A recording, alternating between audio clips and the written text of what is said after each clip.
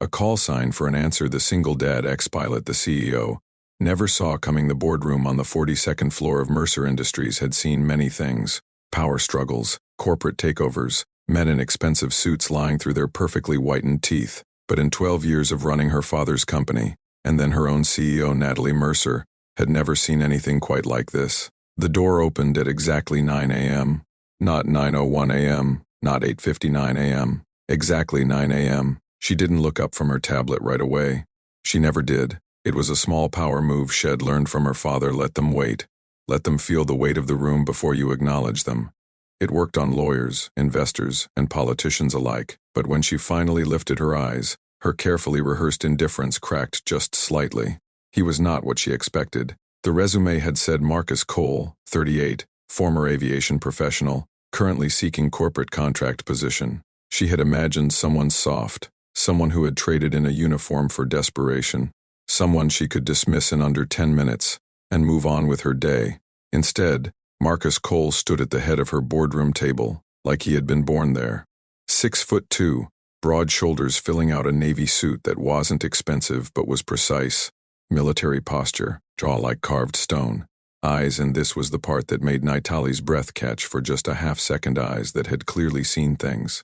Not boardroom things, real things. On the table in front of him, he placed a single item, a worn military call sign patch, black background, gold star, 2 words stitched in bold yellow thread, Ghost Rider, and beside it, almost as an afterthought, a small framed photograph of a little boy, maybe 6 years old, gap-toothed smile, wearing a tiny plastic pilot's helmet. Natalie set down her tablet. Her assistant, Priya, seated to her left, leaned forward slightly.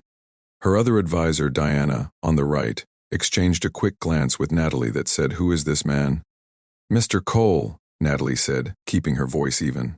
"Professional. Please sit. I prefer to stand, Mom."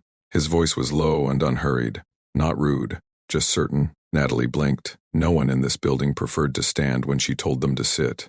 "All right," she said slowly. "Then let's begin. You applied for the head of logistics and operations contract. Your resume is—" She paused, choosing her word carefully. "Unconventional. Yes, just yes. No apology. No nervous laughter. No explanation offered before she asked for one." She studied him. "You flew F/A-18s for the United States Navy for 9 years." "Correct." "Then 2 years flying commercial for Delta." "Correct. And then you stopped." She tilted her head. "Why?" For the first time, something shifted in his expression. Not weakness, more like a door opening just an inch, letting a single beam of light through before closing again. "My son needed me on the ground," he said. Natalie waited for more. He didn't offer it. She leaned back in her chair, fingers lacing together on the table. "Mr. Cole, I run a logistics operation that moves $3 billion in supply chain annually across 19 countries. I need someone who understands pressure, who can make decisions in seconds that affect thousands of people, who doesn't fold when the variables change mid-mission." She paused. "Why should I believe a former pilot with no corporate experience is that person?" Marcus Cole looked at her with those impossible eyes and said, very calmly, "Because I used to land jets on moving aircraft carriers in the middle of the Pacific Ocean at night." Priya made a small sound beside her. Natalie said nothing. "A carrier deck," Marcus continued, his voice never rising, "is 300 feet long. My aircraft was doing 150 miles per hour. The ship was moving. The ocean was moving. It was dark. My instruments were giving me conflicting data. I had 4 seconds to make a decision that would either land the plane safely or kill me and destroy a $40 million aircraft." He paused.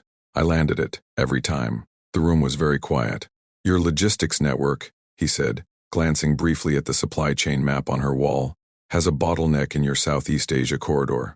Your Manila to Singapore route is losing you approximately 11 days per quarter due to a handoff problem between your third-party freight carrier and your customs broker. I identified it in the 40 minutes I sat in your waiting room reading your last annual report."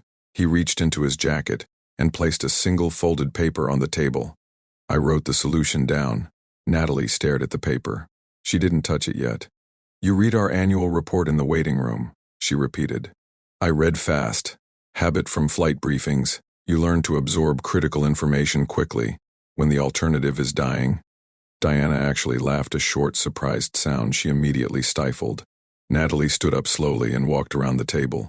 Not toward Marcus, just to move, to think, to put herself in a position where she could look at the call sign patch and the little boy's photograph up close. She studied the photograph for a moment. The boy had his father's jaw, his father's eyes, but his smile was entirely his own, open and unguarded in the way that only children who feel completely safe can smile. "Your son," she said quietly. "How old?" "7 now." A pause. "His mother passed 2 years ago. Car accident." Natalie looked up. There it was. The whole story in 3 sentences. The reason the decorated Navy pilot left the sky. The reason the man who could navigate supersonic aircraft through Pacific storms was standing in her boardroom applying for a corporate contract. Not because he had failed at everything else. Because he had chosen someone over everything else. Something moved in Natalie's chest that she immediately identified and immediately told herself to set aside. This was a business meeting. She walked back to her chair and sat down. She picked up the folded paper and opened it. It took her 60 seconds to read it. The solution was elegant, simple. The kind of fix that made you feel slightly embarrassed you hadn't seen it yourself and then immediately impressed that someone else had. In 40 minutes, in a waiting room, without access to their internal data. She folded it back up. "Ghostwriter," she said, nodding toward the patch. "That was your call sign?" "Yes." "Why Ghostwriter?" For the first time, the corner of his mouth moved, not quite a smile, almost. "Because I had a habit of appearing somewhere no one expected me," he said, "and getting out before anyone could stop me." Natalie held his gaze for a long moment. 12 years of running this company. 12 years of reading people across this table, liars and visionaries, cowards dressed as lions and lions dressed as ordinary men. She had developed what her father used to call the gift, the ability to know, within minutes, exactly who she was dealing with. Marcus Cole was the rarest kind of person she had ever encountered in this room.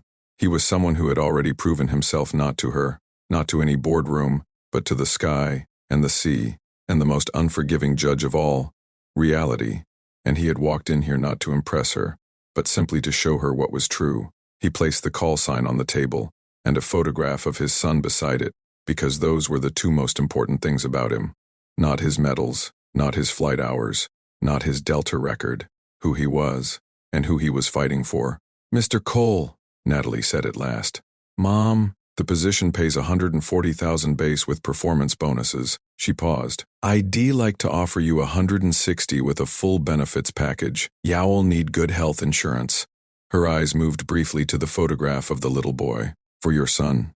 Something passed across Marcus Cole's face, quick, controlled, but she caught it. "When do I start?" he said.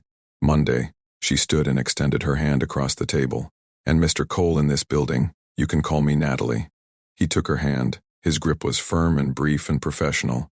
But as he picked up his call sign patch and his son's photograph and turned toward the door, Natalie Mercer, who had not been caught off guard by anything in longer than she could remember, stood very still and realized something with quiet, unsettling certainty. Ghostwriter had appeared somewhere she never expected, and she already knew she wasn't going to be able to stop him. She was right, but that, as Marcus Cole's son would one day say, wearing his father's old call sign patch on his Little League jacket is a story for another day. The end.